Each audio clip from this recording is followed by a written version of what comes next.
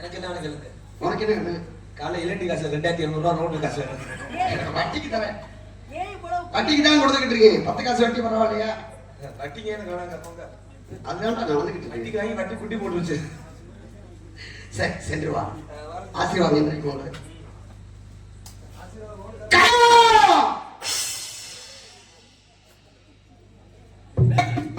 நீ நான் உட்காந்துக்கிட்டு இருக்க, கூப்பிட்டா யானே இருக்கிறது இல்லையா? நீயும்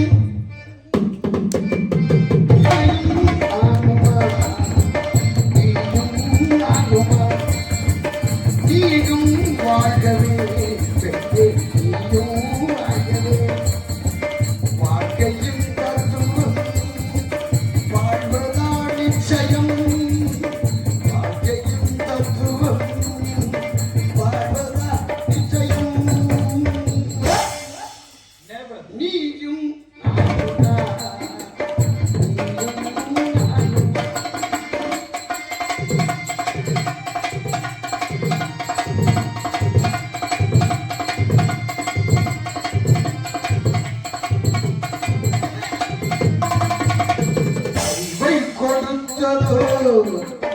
அகத்தியன் இலக்கணம் அறிவை கொடுத்தது அகத்தியன் இலக்கணம் அதையும் தாண்டியே அறிந்ததி வாக்கியம் வாழ்கவும் வாழ்வியே ஒன்றதன் முக்கியம்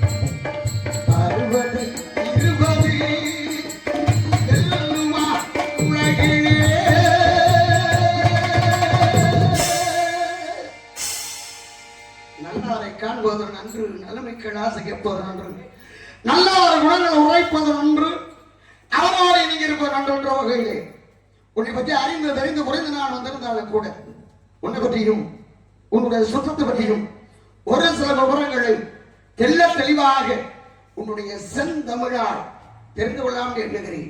கேட்கலாமா? பதில் கிடைக்குமா? பெண்மகவை நல்ல அருமையான பாடல். ஏன்னா பாட்டுக்கு நாரதன் அப்படின்னு சொல்லுவாங்க. நல்ல அருமையான பாடல், நல்ல அருமையான பேச்சு, மிகப்பெரிய அனுபவசாலி. ஏன்னா உங்களுடைய பேரும் புகழும் உலகம் அறிந்த ஒன்று, எடுத்து சொல்லணும் அப்படின்னு அவசியமே கிடையாது. இப்பேற்பட்ட நபர்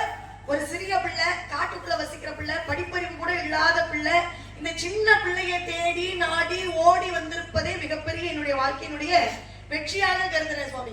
ஏன்னா உங்களுடைய புகழ் எப்பேற்பட்ட புகழ் இல்லையா? கண்ணா நீயும் நானுமா அப்படின்னு பாட்டு பாடுனீங்க. அந்த கண்ணை யாரு? உங்களுடைய பாட்டை பரந்தாமை இல்லையா? ஏன்னா அப்பேற்பட்டவருடைய பேரு தேவலோகவாசி. ஒரு மானிட பிறப்பு சின்ன பிள்ளைய தேடி நீங்க நாடி ஓடி இவ்வளவு விறுவிறுக்க ஓடி வந்திருக்கீங்க அப்படின்னா எனக்கு இதுவே மிகப்பெரிய வாழ்க்கையினுடைய வெற்றியா பார்க்கிறேன் சுவாமி. ஏதோ விவரம் கேட்கணும் அப்படின்னு சொல்றீங்க, பரவாயில்ல, விவரமா கேளுங்க. ஏதோ என்னுடைய சுற்றறிவு கெட்டியபடி பதில்களுக்கு ஒரு காத்திருக்கிறேன். பரவாயில்லப்பா, வள்ளியம்மா சின்ன பிள்ளை, இப்போ வந்த பிள்ளை தானே, நம்ம என்ன வேணாலும் பேசலாம் அப்படின்ற நிலைக்கு மட்டும் நீங்க போயிடவே கூடாது. ஏன் அப்படின்னா பூசணிக்காவை தலைக்கு மேல தூக்குவோம், நல்லா ஆளாத்தி சுத்தி தலைக்கு மேல தூக்கி என்ன பண்ணுவோம், கீழே போட்டு உடைச்சு விடுவோம். விநாயகர் சதுர்த்தி அதுமா 3 நாட்கள் ஒரு வாரம் விநாயகரை நல்லா பூஜை செய்து அபிஷேகம் செய்து அந்த விநாயகர் சதுர்த்தியுடைய முடிவுல என்ன பண்ணுவோம், சிலையை கொண்டு போய் ஆற்றிலையோ கிணற்றிலையோ கொண்டு போய் போட்டு உடைச்சிட்டு வந்துருவோம். அதனால என்றைக்குமே தலைக்கு மேல உயர்வாக பேசுறவங்க என்னைக்குமே நம்பவே கூடாது. இந்த கூழ கும்பிடு வர்றா பாருங்க, அடிக்கடி காலில் விழுகிறா பாருங்க, அவனையும் நம்ப கூடாது. எப்ப காலை வாரி விடுவானே தெரியாது. அதனால கொஞ்சம் சுதாரி போடு, சின்ன பிள்ளைன்ற எண்ணம் இல்லாம ஏதோ நீங்க கேட்க வந்த விவரத்தை கேளுங்க, அப்புறம் பேசுவோம் நிறைய. ஏன்னா நீங்க பாடிய பாட்டுக்குள்ள அவ்வளவு புராணங்கள் அடங்கி. பேசுங்க பேசுங்க, நல்லா பேசுங்க, நல்லதே பேசுங்க. சூரியன் சொல்றேன் கண்ணா, நீ கவசரோட பிறந்தவன்டா, நீ ஏன் உள்ள வர்ற இந்திரன். இந்திரன்னா தேவேந்திரன், தேவர்களுக்கெல்லாம் தலைவன். அவன் தான் உன்னை நாடி வந்திருக்கான். உன் கவச குண்டலத்தை தானமா கேட்க போறான். நீ கொடை வெள்ளங்கிறதுனால அறுத்து கொடுத்துறாங்க. உன் உயிருக்கு ஆபத்துடா, வேண்டாம்டா அப்படின்னு சொல்றான் தகப்பனார். அப்பா பேச கேட்கலவன், ஏன்னா அப்பன்னு அவனுக்கு தெரியாது. ஆனா அவனை கும்பிடுறான், சூரிய நமஸ்காரம் பண்றான், அப்பா அப்பான்னு தெரியாது. அப்பதான் அவன் சொல்லுவான், தேவர்களுக்கெல்லாம் தலைவன், 33 கோடி தேவர்கள், 47 ரிஷபார்கள், கிண்ணர்கள், கும்பர்கள், விஜயர், சாரணர், அஷ்டதிக்கு பாலகர்கள், அஷ்ட கஜங்கள், அஷ்ட நாகங்கள், அஷ்ட வசுக்கள், எல்லாத்துக்கும் தலைவன். அப்படிப்பட்டவன் என்கிட்ட கையேத்தி பிச்சை கேட்க வர்றான், நான் கொடுக்காம இருக்கலாமா அப்படின்னு பிறந்த கருணன் சொல்றேன். மாதா பிதா குரு தெய்வம் 4 பேரும் யாருன்னு அவனுக்கு தெரியாது. 4 பேருமே வஞ்சகம் பண்ணிவிட்டாங்க.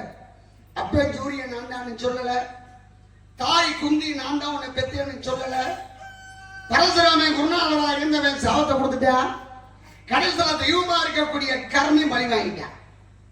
அப்ப மாபெரும் கர்ணன் மகாபாரதத்துல பெரிய வீரன், அவன் யாராலும் கொள்ள முடியாது.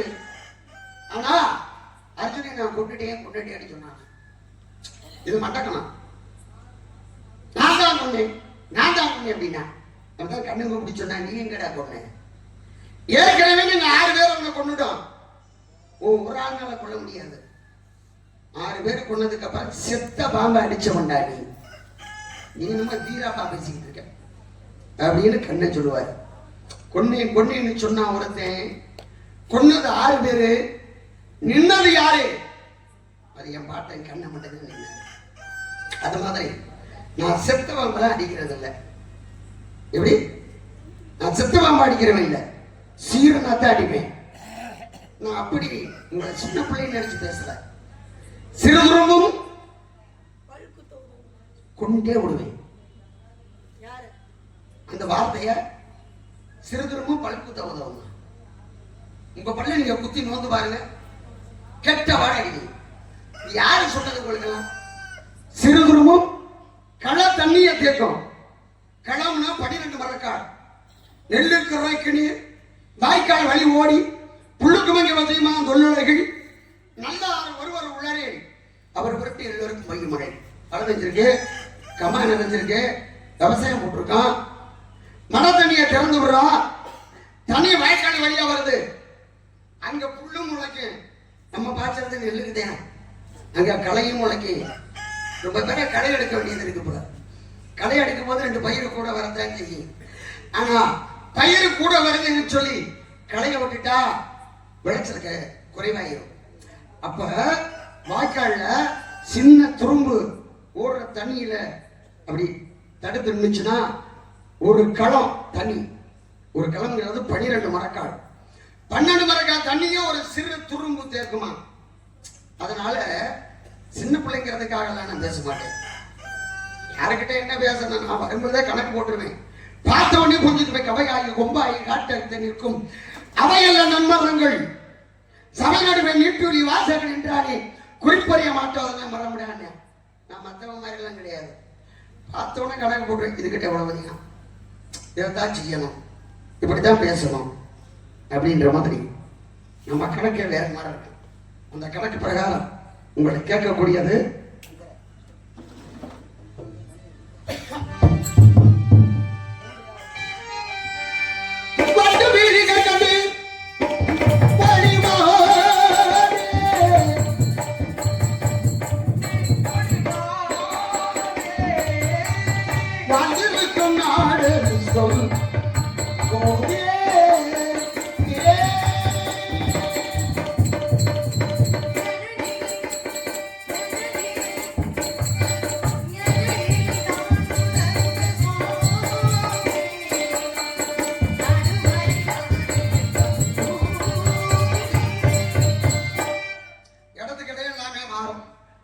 எங்க ஊர்ல எல்லாம் ஆத்து தண்ணி, பைப்பு தண்ணி, கம்மா தண்ணி.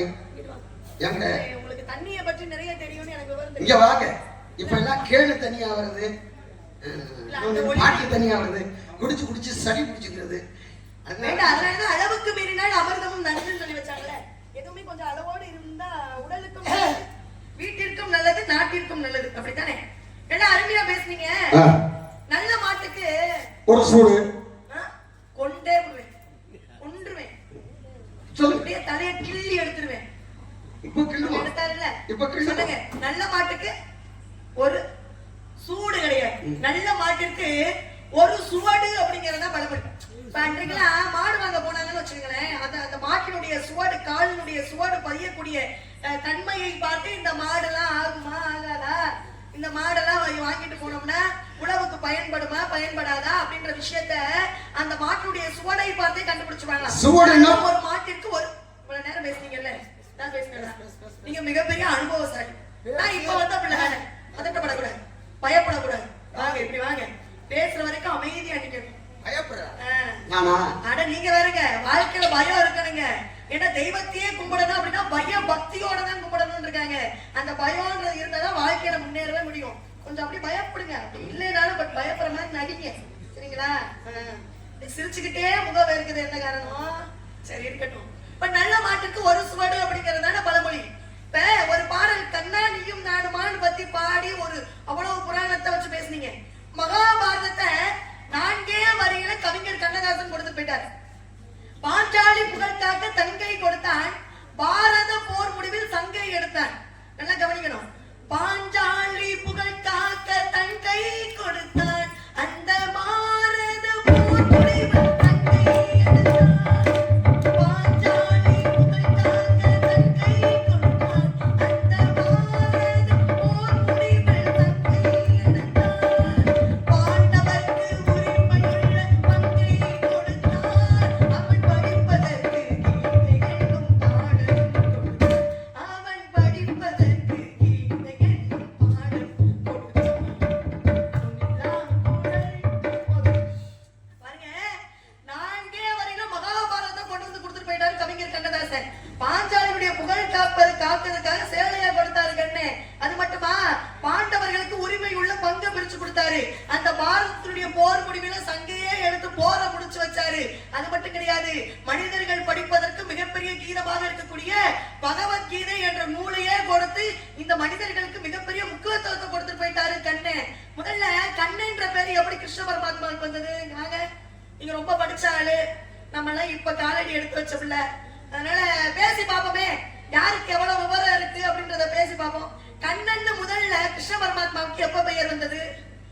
அதான் அபய பிராட்டி சொல்லுவாங்க, இனிது இனிது ஏகாந்த மனிது அதன்னு மனிது ஆதியை கொள்தல் அதன்னு மனிது அறிவுள்ளோரை சேர்ந்தல் அதன்னு மனிது அறிவுள்ளோரை கனவிலும் நனவிலும் பார்க்கணுமா. அதுதான் வாழ்க்கையில இனிமையான விஷயமா நான் இன்னைக்கு பார்த்திருக்கேன் அப்படின்னு நினைக்கிறேன். ஏன்னா நேற்றைய தினமும் எதிர்பாராத நிகழ்வாக பார்த்தேன். ஆனா உடனே அடுத்த நாளே பார்ப்பேன் அப்படின்னு நிச்சயமாக நினைக்கவே இல்லை.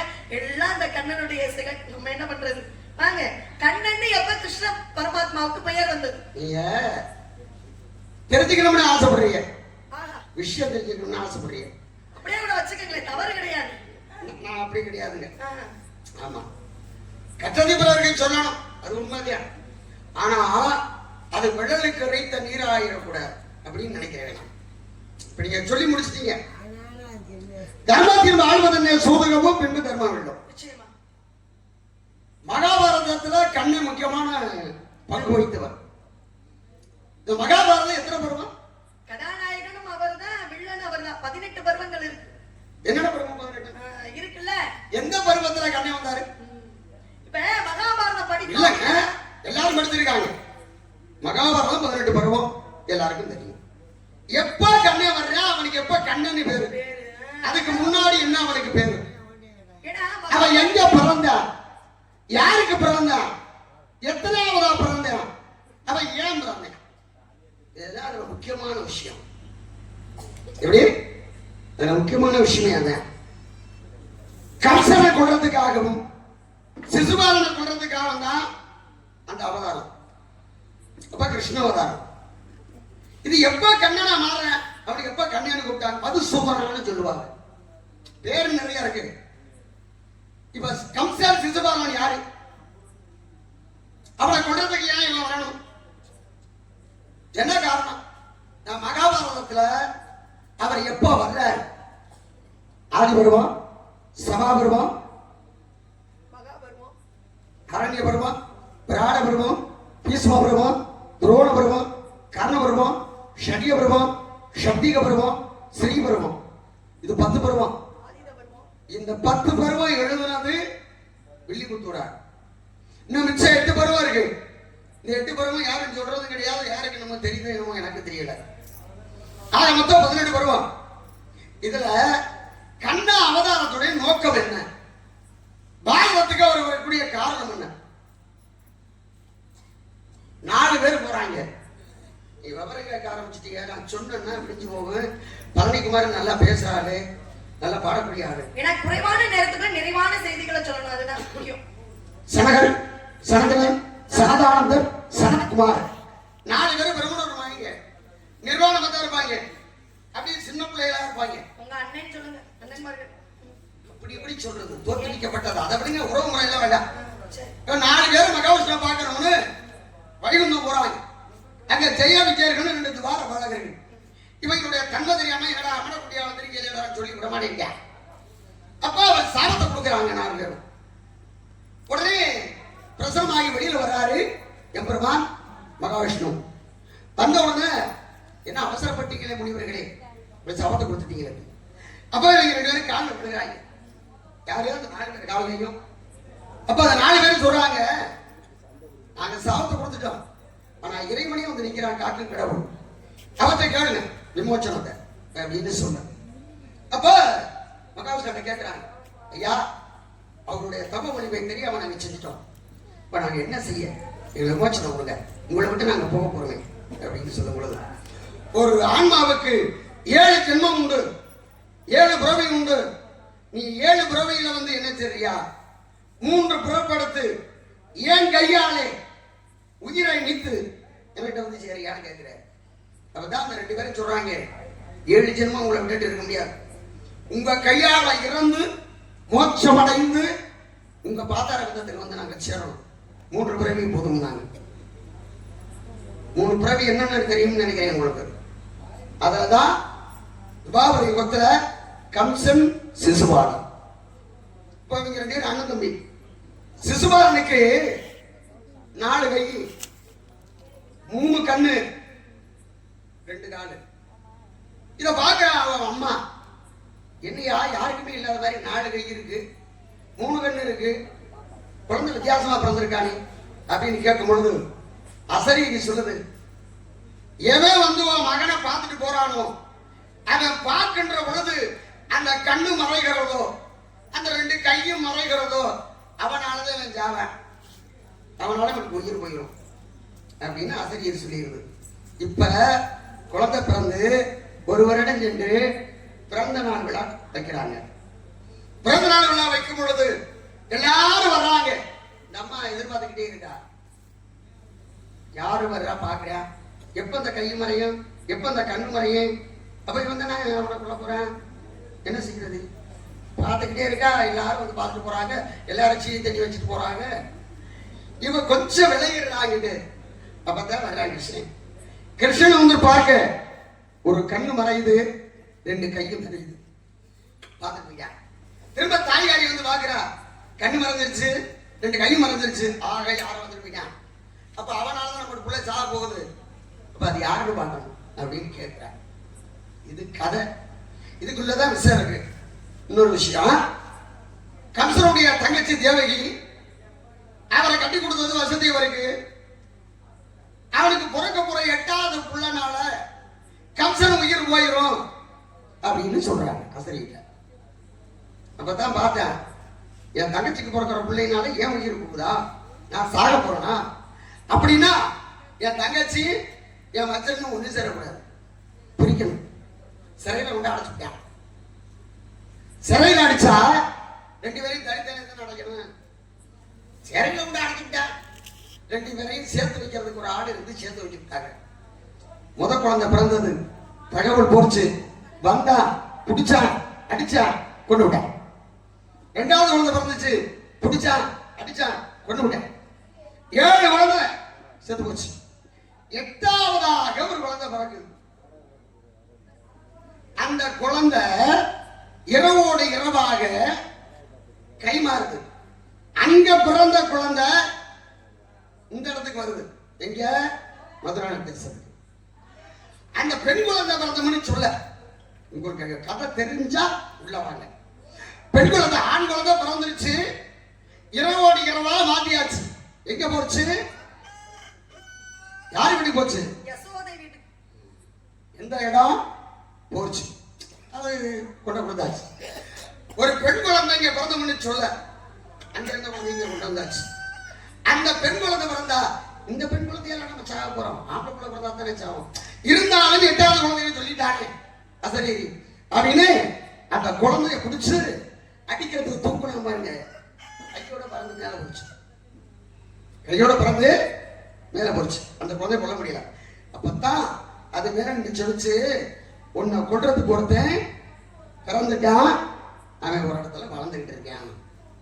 எங்க? நந்தகோபனுக்கும் யசோதை கிட்டையும் வளர்ந்துகிட்டு இருக்கான். அது பிறகு விவரம் தெரிஞ்சு கம்சன் ரொம்ப பேரை அனுப்புறான். கண்ணனை கொல்ல முடியல, சின்ன பிள்ளைப்ப யசோதை வளர்ப்புல. அப்ப விளையாண்டுகிட்டு இருக்கான். விளையாண்டுகிட்டு இருக்கும் பொழுது அவனுக்கு சேட்டை அதிகம், களவாடுறது, அந்த மாதிரி சிறு சிறு சேட்டைகள் செய்யறது. அப்ப மண்ணாளி தின்னுகிட்டு இருக்கான். குடும்பமே திருட்டு குடும்பம் தானே. மண்ணாளி தின்னுகிட்டு இருக்கான். போய் சொல்ல யசோதை கிட்ட, யசோதை உடையாண்டா உள்ள மண்ணாளி திக்கிறானே. கண்ணா, மண்ணை தின்றாயா? வாயை திற. அறைய போது அரைஞ்சிட்டா, வாயட்டும் வாயடா, மண்ணாளி திக்கிற அப்படின்னு சின்ன பிள்ளையா இருக்கும் பொழுது காட்ட சொல்ல. அப்பதான் ஆனா அந்த சராசரமே அதுக்கு தெரிஞ்சான். இதுல ஒரு சின்ன விஷயம் இருக்கு, நீங்க நிறைய படிச்சு வச்சிருக்கீங்க உங்களுக்கு. கண்ணை வாய திறந்தா அந்த சராசரமே தெரிஞ்சு, ஆனா கண்ணை எங்க இருந்த நல்லா புரிஞ்சுக்கணும். நான் கேட்கறது உங்களுக்கு புரியும்னு நினைக்கிறேன். அவர் வாய்க்கல அகில உலகமும் அண்டா சராசரம் 1008 அண்டமும் தெரிஞ்சு. அப்ப அவர் எங்க இருந்தாரு? அவர் இந்த இடம். இது நிறைய விஷயங்கள் இருக்கு. அது மாதிரி சிசுபாரன் சொல்றேன், 3 தடவை நீ என்ன வஞ்சிச்சு பேசுவ. சரி போதும், அப்படியே நிறுத்திக்கலாமே, ரொம்ப நேரம் போயிட்டே இருக்கு. சரி வேண்டாம். பெண்களுடைய பெருமைகள் என்ன நீங்க அப்படியே வந்து என்ன என்னமோ காட்டி கொடுக்காம கூட்டிட்டு போற மாதிரில இருக்கு. அப்படியெல்லாம் தேவை கிடையாது. ஏன்னா நல்ல கல்வி கற்றவங்களுக்கு யாரு எவரு அப்படின்ற வித்தியாசமே தேவை கிடையாது. மேடை ஏறிட்டோம் அப்படின்னா வெட்டு 1 துண்டு 4 விழுகணும். அது எந்த இடம் தெரியுங்களா? எப்பவுமே வெட்டு 1 துண்டு 2 தான் சொல்லுவோம். ஆனா வெட்டு 1 துண்டு 4 விழுந்த இடம் எங்கேன்னு உங்களுக்கு நல்லா தெரியும். சுக்ராச்சாரிய அதை இருங்க, பொறுமையை காப்பாத்துங்க. முதல்ல கிள்ளி எடுக்கிறாரு இவரு. கிள்ளி முதல்ல கிள்ளி எடுத்த பரம்பரை யாரு தெரியுங்களா? நான் தான். உள்ளே எல்லாம் போகக்கூடாதுங்க, வாங்க. கிள்ளி எடுக்கிற குடும்பம் நாங்க. ஏன்னா சிவபெருமான் ஆகப்பட்டவர் அன்னைக்கு உங்க அப்பனுடைய தலையை கிள்ளி எடுத்தாரு.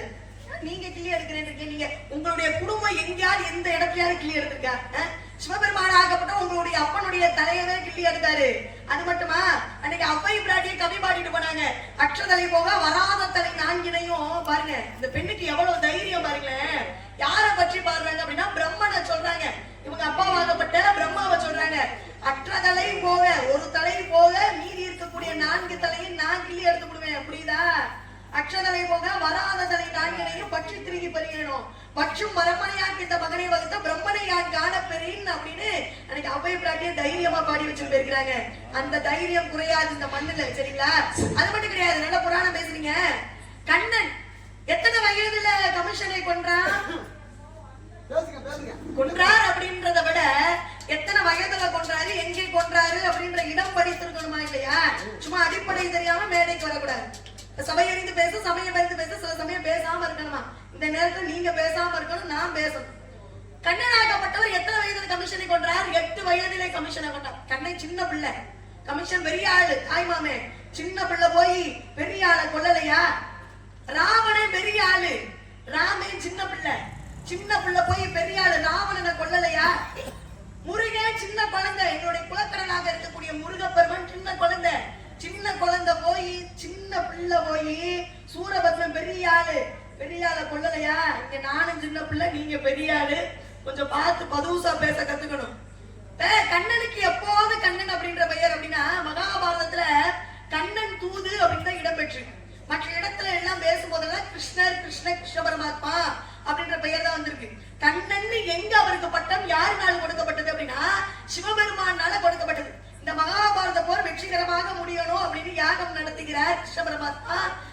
1008 மலர்களை வைத்து யாகம் நடத்துகிறார். சிவபெருமானை பூஜை செய்கிறார். அப்படி பூஜை செய்யும் போது அந்த ஒரு மலர்கள் 1008 மலர்களில் ஒரு மலர் மறைக்கப்பட்டது. கண்ணனுக்கே சோதனை பாருங்க. இறைவனுக்கே சோதனை வந்தது.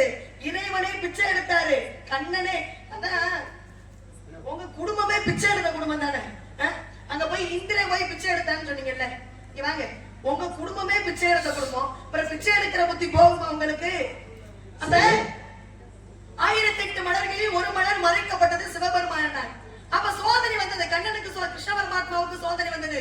உடனே அவர் யோசிக்கல, கிருஷ்ணர் யோசிக்கல. என்ன தெரியுங்களா பண்ணாரா? தன்னுடைய கண்களை, தன்னுடைய கண் மலரை புடுங்கி,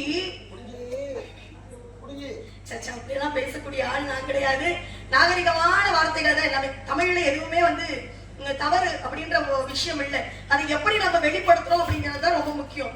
அப்ப 1008 மலர்கள் ஒரு மலர் மறைக்கப்பட்ட காரணத்தினால் கிருஷ்ண பரமாத்மா தன்னுடைய மலர் கண்ணை புடுங்கி அந்த 1007 மலர்களோடு தன்னுடைய கண் மலரையும் சேர்த்து 1008 மலர்களாக சிவபெருமானுக்கு பூஜை செய்தாராம். அதனாலதான் இன்றைக்கும் கிருஷ்ண பரமாத்மாவுக்கு கண்ணன் அப்படின்ற பெயர் சிவபெருமானால் கொடுக்கப்பட்டது. நிறைய விஷயங்கள் இருக்கு. அடுத்த முறை இன்னும் நிறைய பேசுவோம். நிறைய தூண்டி விடுறீங்க, ஆனா நேரம் இல்லை. சரி, பெருமளை பருவங்கள் பருவம், இந்த பருவத்திற்கு உருவத்துக்கு நெகத்தார் போல உனக்கு நான் புதுசா பார்த்து வந்திருக்கேன். இவ்வளவு நேரம் நல்லா பேசிட்டு இருக்கீங்க, இப்ப என்ன புத்தி மழுங்கி போச்சா? ஏன் மழுங்குது? மழுங்க கூடாது, ஏன்னு நல்லா இருக்கணும். இல்ல இல்ல, ஏன்னு கேக்குறேன். என்ன காரணம்? இவ்வளவு நேரம் நல்லா பேசிட்டு இருந்தீங்க, இப்ப என்ன தவறா சொல்லிட்டேன்? ஒரு பெண்ணுக்கு மாப்பிள்ளை பார்த்துட்டு வந்திருக்கிறேன்னு சொன்னா நியாயம் இருக்குமா? அது யாருமே பெற்றோர்கள், அற்றோர்கள், உற்றார் உறவினர் யாருமே இல்லாத இந்த தன்னந்தனி காட்டுக்குள்ள நிக்கிற சின்ன பிள்ளைகிட்ட புருஷன் பார்த்துட்டு வந்திருக்கிறேன்னு சொன்னா இது என்ன நியாயம்? இப்ப நீங்க சொன்னீங்க பாருங்க, என்ன ஒரு விஷயம், கொஞ்சம் படிச்சிருக்கீங்க, நிறைய தெரிஞ்சு வச்சிருக்கீங்க. அத்ததலை போக அராததலை நான்கினையும் பற்றி திரிய மாட்டேனோ, பற்றும் மரமனையாக்கின்ற மகனை வகுத்த பிரம்மனை யான் காணப்பெறேன். இதுக்கு காரணம் என்ன? இதுக்கு காரணம் என்ன? ஏன் அவ பிரம்மனுடைய தலையை நான்கிறேன்னு சொன்னது காரணம் என்ன? இந்த முதல் 2 வரி நல்லா புரியும், எல்லாருமே கேட்கிற எல்லாருமே எளிமையா புரியும். ஆனா வற்றும் மரமனையாக்கு இந்த மகனை வகுத்த பிரம்மனை யான் காணப்பெறேன் அப்படின்ற வார்த்தைக்கு என்ன அர்த்தம் தெரியுங்களா? ஒரு பெண்ணு ஆகாத ஆம்பளைய திருமணம் செஞ்சு இப்படி எல்லாம் கஷ்டப்படக்கூடிய சூழ்நிலையை அவ்வை பிராட்டி கண்களால பாக்குறானா. அப்ப பார்க்கும்போது இப்படி நல்ல பெண்ணுக்கு இப்படி எல்லாமா புருஷன் அமையணும், இப்படி எல்லாமா ஒரு ஆண்மை அமையணும். மற்றும் மரம் மனையாக்கு இந்த மகனை வகுத்த, மற்றும் மரம் மனைனா என்ன? பெண்ணுன்னு அர்த்தம். மற்றும் இந்த அளவுக்கு வறுமையிலே வாடக்கூடிய பெண்ணுக்கு இந்த மகனை வகுத்த பிரம்மனை யான் காணப்பெறின்னு முடிக்கிறாங்க. இதுதான் அர்த்தம். மாற்றி பேசலாம். கொஞ்சம் விஷயம் மாற்றி எல்லாம் பேசல. நான் கவி படிச்சேன் அப்படின்னா மாற்றி பேசல. அதற்கான பொருள் அதுக்கு பொருள் என்னன்னு நீங்க படிச்சிருக்கீங்கன்னு எனக்கு தெரியும். இப்ப நான் சொல்றேன் கேட்டுங்க. அவ்வை நடந்து வந்துகிட்டு இருக்கா. முகம் ஆட்டமா இருக்கு. ஒரு குடியானவர் வாங்கிறாரு. பார்த்துட்டு யாத்தா வயது தள்ளாத வயது இப்படி நடந்து வந்துட்டு இருக்கீங்க, சாப்பிட்டீங்களா? இல்லப்பா. சரி, நம்ம வீட்டுக்கு வாங்க, கொஞ்சம் கஞ்சி குடிச்சிட்டு போறான். கூட்டிட்டு வீட்டுக்கு போறான்.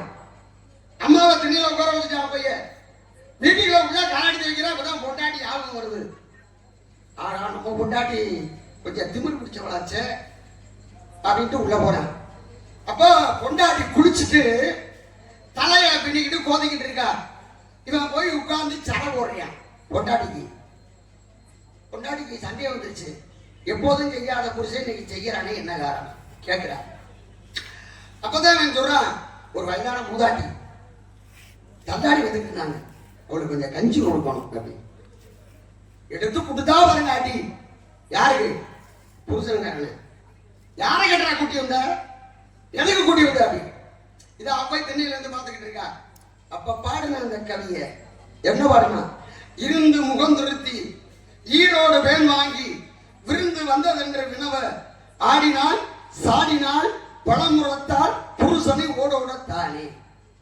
புருஷன் அடிச்சுட்டா கொண்டாடி. புருஷன் வெளியில வர்றான் வயிற்ற விட்டு. அப்பதான் மறுகவி பாடுறா, பத்தாவை கேட்க பதிவிரதையாக இருந்தா எத்தாலும் குடியிருக்கலாம், சற்றேனு ஏறுமாறாக நடந்ததையானால் கூறாமல் சன்னியாசம் போ. பொண்டாட்டி ஒழுங்கா இருந்தா குடும்பம் பண்ணு, அவன் சரியில்லைன்னா களி அவளை விட்டுட்டு போயிடலாம் காளியை கட்டிக்கிட்டு அப்படின்னு சொல்லிட்டா. இவன் கிளம்பிட்டான். அப்பத்தான் அந்த கவியை பாடுறான். அற்றதலை போக அறாதலை நான் கிடைக்கும் பச்சை தெரிய மாட்டேனோ, மரமை யானுக்கு இந்த மான வகுத்த புறமனை யான் காணப்பறி. இப்படி ஒரு பொம்பளைக்கு இந்த ஒரு ஆண்மகனை திருமணம் முடிச்சு வைக்கிறதுக்காக பெத்து விட்டாலே உற்பத்தி செய்தானே பிரம்மதேவன். அவனை பார்த்தோன்னா இருக்கிற நாளுகளையும் அத்துப்பட வேண்டாம் அப்படின்னா. இந்த கவியெல்லாம் எங்களுக்கு தெரியும். புருஷன் யாருன்னு சொல்ற எல்லா கவியும் தெரிஞ்சிருந்தாலும் அதை நேரத்திற்கு ஏற்றார் போல பேச தெரியணும்ல. அதை பேசுனது நானு. உங்களுக்கு தெரியும். அதுக்கு பதில் கொடுக்கணுமா இல்லையா? என்ன பதில் கொடுத்தீங்க? போங்க சாமி நீங்க. நேரம் இருந்துச்சுன்னா எனக்கு பதில் கொடுக்க முடியாது. நீங்க ஓடி பாட்டுக்கார மருமையான பாட்டுக்காரு திருப்புகழ் ஏற்றிக்காரு வேலெடுத்த வேட்டக்காரு எளியவங்க வரவுக்காரு இறக்கமுள்ள மனசை காரம்மா ஐயோ பெண் வீட்டு காரம்மா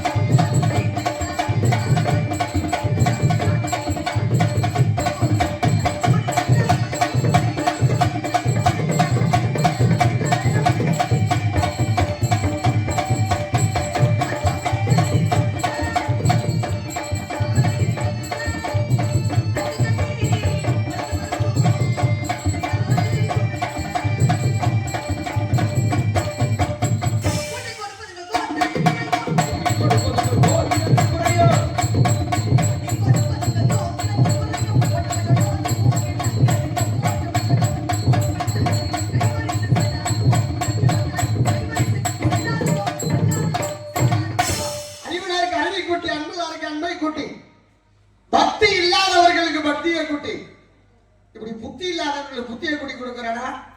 இந்த சூராசிரமணத்துக்கு முன்னால் சிக்கல் சிங்கார வேலனை வர செய்து உன்னை திருமணம் செய்யாவடில் என் பேர் நாரதமல்ல, அனுபவம் புறமுடிச்சுமல்ல. திருட்டு நாரத முனியே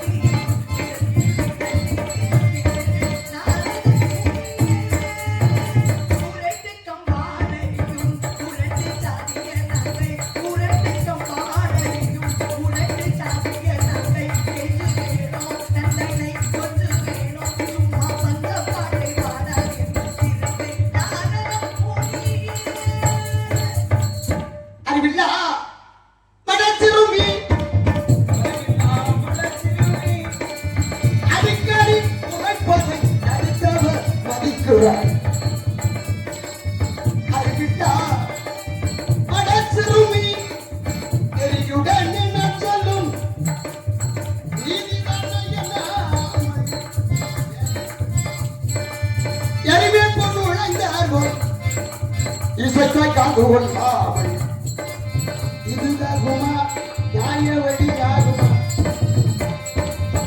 ஏன் உனக்கு ஞானமில்லை, அறிவில்லா படத்திரும் நீ? என்னை பார்த்து கேட்கிற திருட்டு நாரத முனியன்னு இப்பவும் சொல்றேன். நீங்க எப்ப சொன்னாலும் இதுதான் நடக்கும். நான் என்ன நினைக்கிறேனோ அதான் நடக்கும். நான் செஞ்சு வைக்கல உனக்கு திருமணத்தை. என்றைக்குமே பெண் என்ன நினைக்கிறாங்களோ அதுதான் இந்த நாட்டிலையும் நடக்கும், வீட்டிலையும் நடக்கும். அது நடந்துட்டு போகுது. மனமது செமையானால் மந்திரம் ஜபிக்க வேண்டாம். ஆனால் நிறுத்த வேண்டாம்னு சொல்லியிருக்கிறாங்க. இன்றைக்கு நான் செய்கிறேன் பாரு, உனக்கு திருமணம் செஞ்சு நல்லா செய்யுங்க, நல்ல மதிப்பு வைங்க, நல்ல மரியாதை வைங்க. நல்ல வர்றான் குமார், அந்த பழனி அதுல நிக்கக்கூடிய குமார் வரியா, நல்ல திருமணத்தை நல்லா செய்து வைங்க. போங்க, பரவாயில்ல. ஆர்வம் கொஞ்சம் அதிகமாக இருக்கும்போது அப்படித்தான் இருக்கும். பரவாயில்ல, நல்ல பார்ப்பதற்கு நல்ல அருமையாக இருந்தது நாடகம் அப்படின்னு எனக்கே தோன்ற அளவுக்கு நல்ல அருமையா பேசிட்டு போயிருக்காரு இல்லையா? கூட்டி கொடுப்பது எங்கள் கோத்திரத்தின் முறையோ அப்படின்னு கேட்டா எதை கூட்டி கொடுக்கிறாரா? அம்மா எல்லாம் நல்லா கவனிங்க. அழகை கூட்டி கொடுக்கிறாரா? அறிவில்லாதவங்களுக்கு அறிவை கூட்டி கொடுக்கிறாரா? பண்பை கூட்டி கொடுக்கிறாரா? முதல்ல நம்ம கிட்ட இருந்தா தானே கொடுப்போம். எனக்கு கொடுக்கிறதுக்கு முதல்ல இருக்கா? முதல்ல இருந்தாதான் கொடுக்க முடியும். அளவுக்கு அதிகமா இருந்தாதான் அளவுக்கு அதிகமா கூட்டி கொடுக்க முடியும். இல்ல எனக்கு கொடுக்கக்கூடிய அளவிற்கு அழகு இருக்கா, இல்ல அறிவு இருக்கா, இல்ல அன்பு இருக்கா, இல்ல பண்பு இருக்கா, இல்ல கடமை இருக்கா, இல்ல கண்ணியம் இருக்கா, கட்டுப்பாடு இருக்கா, என்ன இருக்குன்னு இவர் எனக்கு கூட்டி கொடுக்குறேன்னு போயிருக்கிறார். அடுத்த மேடையில சந்திப்பேன் அப்படின்னா இதற்கான பதிலை இன்றைக்கே நீங்க வீட்டுல போய் உட்கார்ந்து எழுதணும். என்னடா இந்த வள்ளியம்மா இப்படி நம்மளை கேட்டுட்டாங்களே, இதற்கு என்ன பதில் சொல்லலாம் அப்படின்னு உட்கார்ந்து எழுதிட்டு அடுத்த மேடையில சந்திச்சேன்னா அது பதில் பேசணும். கண்டா கடவா சிங்கார வேளா உன்னை ஆட்கொள்வதற்காகவே காத்துக் கொண்டிருக்கிறேன் முருகா. சுவாமி மலையில் வீற்றிருக்கக்கூடிய சுவாமிநாதனே, பழனியில் வீற்றிருக்கக்கூடிய பழனி குமாரே, சீக்கிரம் ஓடோடி வர வேண்டும்.